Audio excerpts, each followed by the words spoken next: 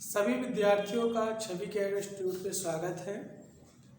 आज हम लोग पढ़ने वाले हैं जनरल साइंस में वसा के बारे में। हमने आपको पहले जनरल साइंस में कार्बोहाइड्रेट के बारे में जो एक पोषण चैप्टर के अनुसार पढ़ाया जाता है उसके बारे में बताया था। आज हम लोग वसा के बारे में सीखेंगे। देखिए, हमने पहले ही बताया था हमारे शरीर को ऊर्जा देने के लिए दो मुख्य कारक होते हैं, एक कार्बोहाइड्रेट और दूसरा वसा। इसमें कार्बोहाइड्रेट कितने प्रकार के होते हैं और उनके क्या क्या कार्य हैं इसके बारे में हमने आपको पहले ही वीडियो में बताया है। इस वीडियो में हम वसा के बारे में सीखेंगे। वसा हमारे शरीर को ऊर्जा देने के लिए दूसरा मुख्य कारक होता है, जिसे इंग्लिश में लिपिड के नाम से भी जानते हैं और फैट के भी नाम से जानते हैं और चर्बी भी कहते हैं। यानी वसा के इस इतने नाम हैं: वसा, लिपिड, फैट और चर्बी। जैसे हमारा कार्बोहाइड्रेट कार्बन, हाइड्रोजन और ऑक्सीजन से निर्मित होता था, वैसे वसा भी कार्बन, हाइड्रोजन और ऑक्सीजन से निर्मित है। जो पदार्थ में कार्बन से निर्मित होते हैं ऐसे पदार्थों को हम कार्बनिक पदार्थ कहते हैं। कार्बनिक पदार्थ कहते हैं। तो इस प्रकार वसा भी कैसा पदार्थ है? कार्बनिक पदार्थ है, जो कार्बन, हाइड्रोजन और किससे निर्मित है? ऑक्सीजन से निर्मित है। लेकिन इसमें एक अंतर यह होता है, इसमें ऑक्सीजन की मात्रा कम होती है। जिस वस्तुओं में ऑक्सीजन की मात्रा कम होती है उसका ऑक्सीकरण देर में होता है। यदि उसका ऑक्सीकरण देर में होता है तो वो हमारे शरीर में उसका पाचन भी क्या होगा?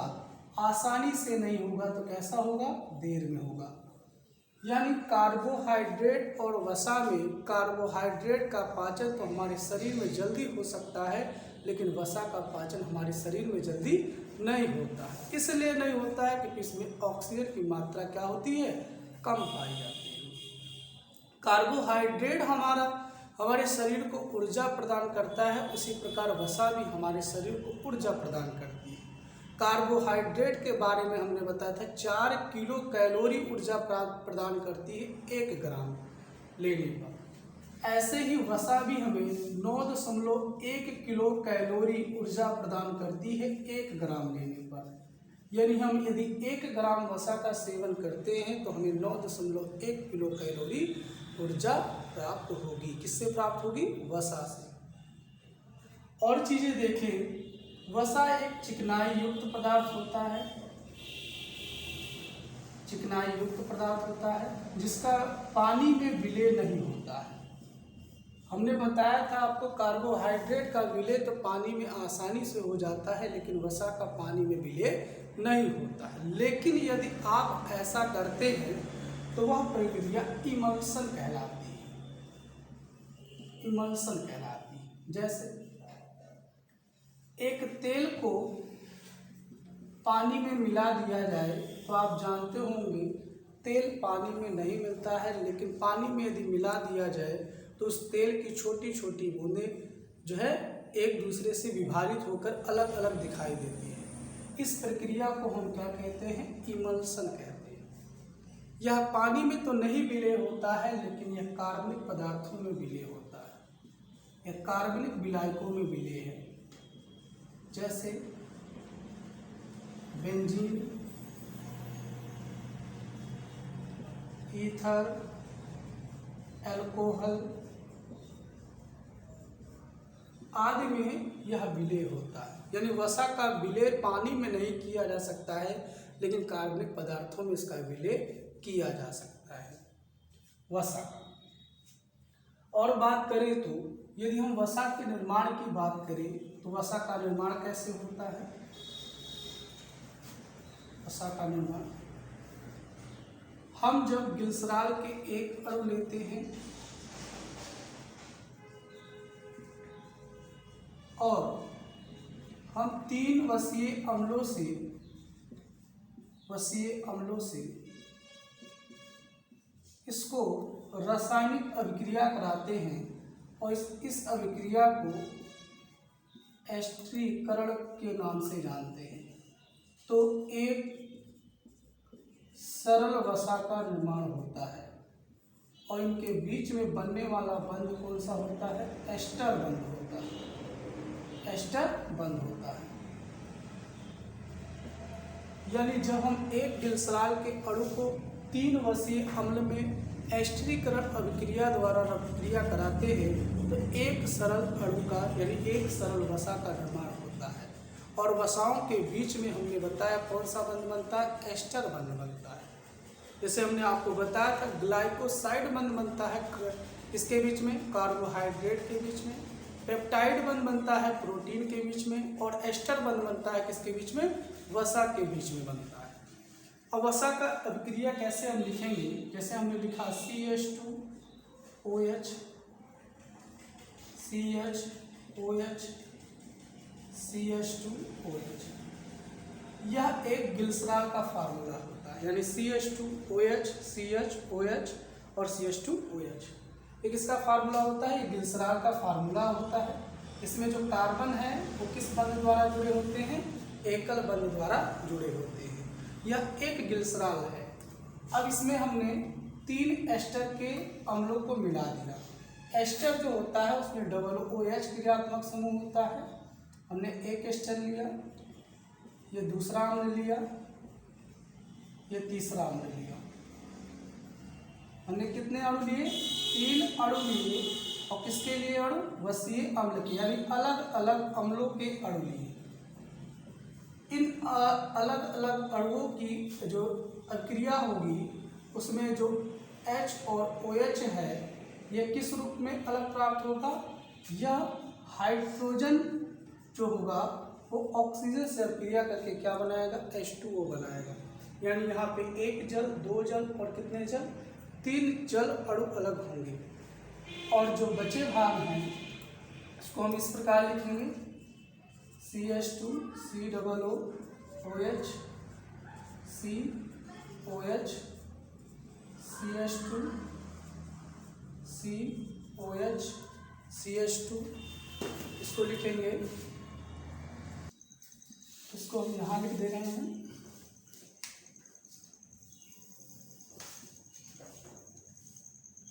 CH2, यहाँ से जुड़ेगा O, फिर से CHO CH2। इस प्रकार यहाँ पे एस्टर के 3 अणु मिलते हैं, यानी हम इसे बोल सकते हैं ट्राइग्लिसराइड। अब इसी को ही हम एक सरल नाम देते हैं जिसका नाम है सरल वसा। और इनके बीच में देख ही रहे होंगे ये कौन सा चीज़ें हैं? ये एस्टर का समूह है। हम कह सकते हैं इन वसाओं के बीच में कौन सा बंध प्राप्त होता है? एस्टर बंध प्राप्त होता है। तो आपने देखा हमारे शरीर को ऊर्जा देने के 2 मुख्य कार्य हैं, कारक हैं, कार्बोहाइड्रेट और वसा। यानी वसा के द्वारा भी हमारे शरीर को ऊर्जा प्रदान होती है और कार्बोहाइड्रेट के द्वारा होती है, परंतु कार्बोहाइड्रेट से हमें कम ऊर्जा प्रदान होती है और वसा से हमें ज़्यादा ऊर्जा प्रदान होती है। कार्बोहाइड्रेट का पाचन आसानी से होता है लेकिन वसा का पाचन आसानी से नहीं होता है। तो हमने बताया आपको ग्लिसराइड के 1 अणु और वसीय अम्ल के 3 अणु जब आपस में रिएक्ट करते हैं, एस्टरीकरण अभिक्रिया होती है तो एक सरल वसा का निर्माण होता है। जैसे आपने वसा का निर्माण होता है, जैसे हमने कह दिया, मान लीजिए कोई तेल है, कोई घी है, पनीर है, ये सभी किसके उदाहरण हैं? ये सभी वसा के उदाहरण हैं। आइए देखते हैं कि वसा का प्रकार किस प्रकार से बांटा गया है, यानी वसा के कितने प्रकार हैं।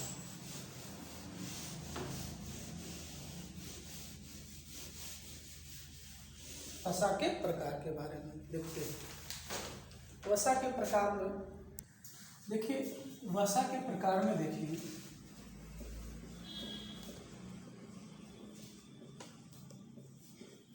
तो स्रोत के आधार पर वसा को दो भागों में वर्गीकृत किया गया है। एक जो जंतुओं से निर्मित वसाएं हैं, यानी जंतुओं से प्राप्त वसाएं हैं, उन्हें हम जंतुए वसा, और दूसरी जो वनस्पतियों से प्राप्त वसाएं हैं उसे हम वनस्पतीय वसा कहते हैं। अब जंतुओं से प्राप्त होने वाली वसाएं जैसे आप जानते होंगे, पनीर, अंडा, घी, ये सभी कैसी वसाएं हैं? ये सभी कैसी वसाएं हैं? जंतुओं से प्राप्त होने वाली। लेकिन वहीं पर अखरोट, सूर्यमुखी,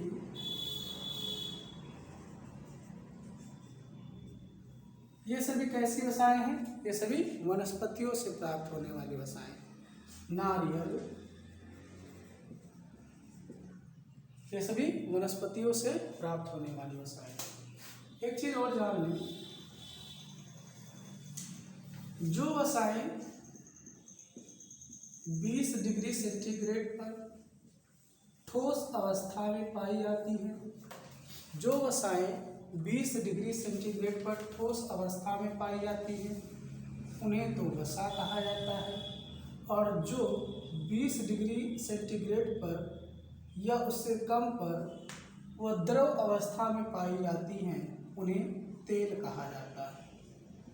दोनों में टेम्परेचर को लेकर डिफरेंस है, यानी 20 डिग्री सेंटीग्रेड पर यदि कोई तापमान में ठोस अवस्था में पाई जाती है तो उसे हम वसा का नाम देते हैं, और जो 20 डिग्री सेंटीग्रेड पर ठोस अवस्था में नहीं पाई जा सकती उसे हम द्रव का नाम देते हैं। तो ये भी जान लीजिएगा। यदि हम रासायनिक संयोजन की बात करें, रासायनिक संयोजन के आधार पर देखें, तो रासायनिक संयोजन के आधार पर वसाओं को 3 भागों में वर्गीकृत किया गया है। एक सरल वसाएं, एक संयुक्त वसाएं,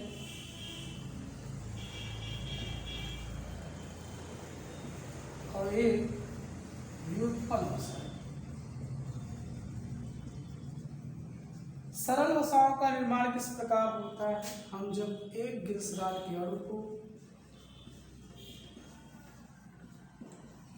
3 वसीय अम्लों में अभिक्रिया कराते हैं, कौन सी वसाएं प्राप्त होती हैं? सरल वसाएं प्राप्त होती हैं। और जब इन सरल वसाओं में कोई ना कोई क्रियात्मक समूह जोड़ दिया जाता है तो ये वसाएं संयुक्त वसाएं कहलाती हैं। और इन्हीं संयुक्त वसाओं का जो बदला हुआ रूप है वो क्या कहलाती हैं? व्युत्पन्न वसाएं कहलाती हैं। यानी रासायनिक संयोजन के आधार पर वसाओं को 3 भागों में बांट दिया गया, सरल वसाएं, संयुक्त वसाएं और व्युत्पन्न वसाएं। अब जैसे आप जानते होंगे कि वनस्पति तेल है, उसका हम हाइड्रोजनीकरण करते हैं तो क्या प्राप्त होता है? घी प्राप्त होता है।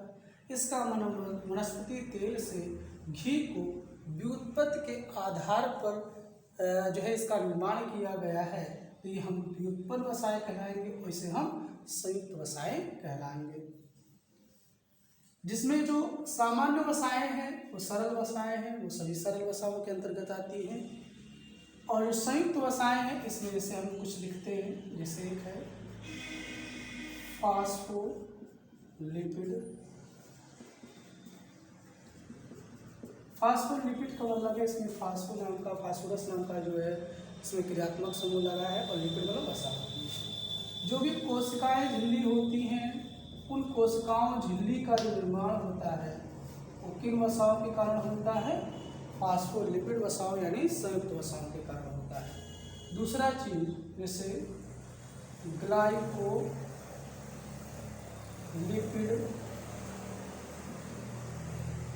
जो कोशिका कला होती है उसके बाहरी जो सतह पाई जाती है वो सभी जो सतह है उनका निर्माण किस वसा के कारण होता है? ग्लाइकोलिपिड वसा के कारण होता है। तीसरा मोम। मोम भी कैसी वसा का प्रकार है? संयुक्त वसा का प्रकार है। जैसे आप जानते हो कि मधुमक्खी का जो छत्ता होता है वो किसका बना होता है? मोम का बना होता है। वो किसका है उदाहरण? संयुक्त वसा का। जैसे आप जानते हो कि कान के अंदर जो आप जानते होंगे पाया जाता है और यह एक जल रोधक होता है, यानी यह जल जो है आप पानी को अंदर जाने से रोकता है। तो ये सभी वसाएं कैसी वसाएं हैं? ये सभी मोम के अंतर्गत आती हैं और ये कैसी वसाएं हैं? संयुक्त वसाएं। जैसे आप जानते हो कि पेट्रोलियम से हम लोग कौन सा वसाएं प्राप्त करते हैं? पैराफिन वसाएं प्राप्त करते हैं और इन वसाओं को किस वसाओं के अंतर्गत लिखा जाता है? संयुक्त वसाओं के अंतर्गत लिखा जाता है। अब जैसे एक है लाइको प्रोटीन्स।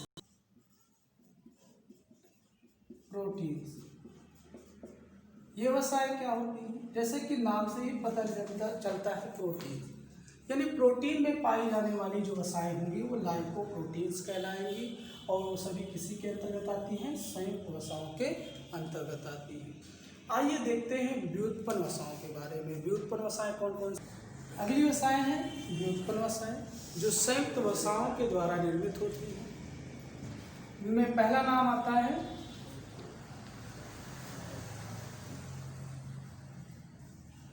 थ्रोम्बोक्सिन।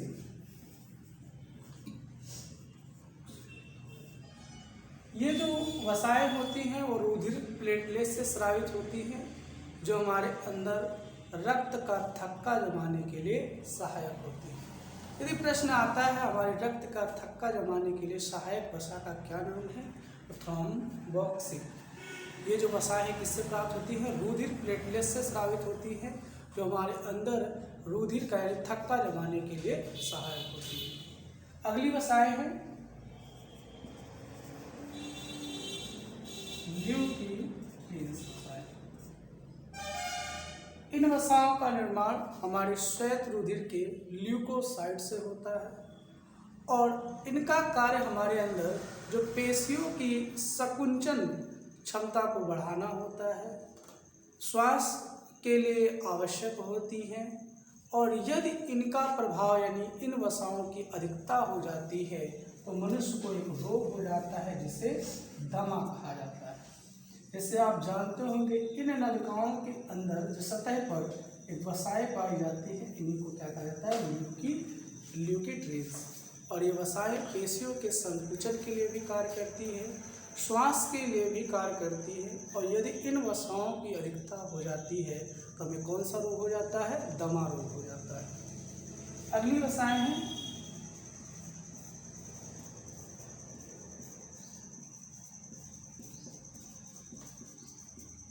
प्रोस्टेग्लैंड्स। ये जो वसाएं होती हैं वो मनुष्य में वयस्क वर्गों में पाई जाती है कि शुक्राणु से ये स्रावित होती है। अगली बात करें तो हम वसा के जो है ये प्रकार हैं। अब हम देखते हैं वसा से संबंधित कुछ प्रश्नों को।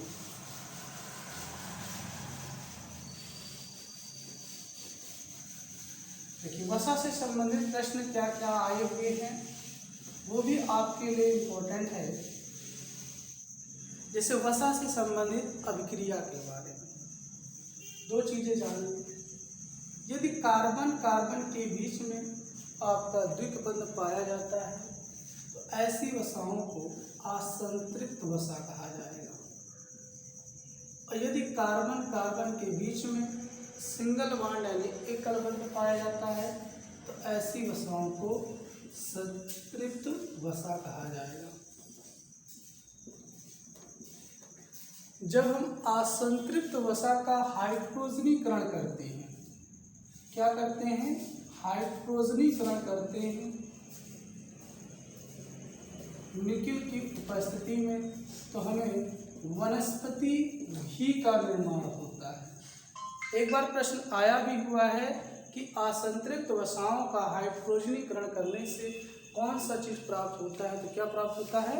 वनस्पति घी प्रदान होता है। यदि हम जो संतृप्त वसाएं हैं उनमें हम क्षार की अभिक्रिया, चाहे NaOH या चाहे KOH, इससे हम इसकी अभिक्रिया कराते हैं तो इससे हमें साबुन का निर्माण होता है और यह अभिक्रिया साबुनीकरण अभिक्रिया कहलाती है।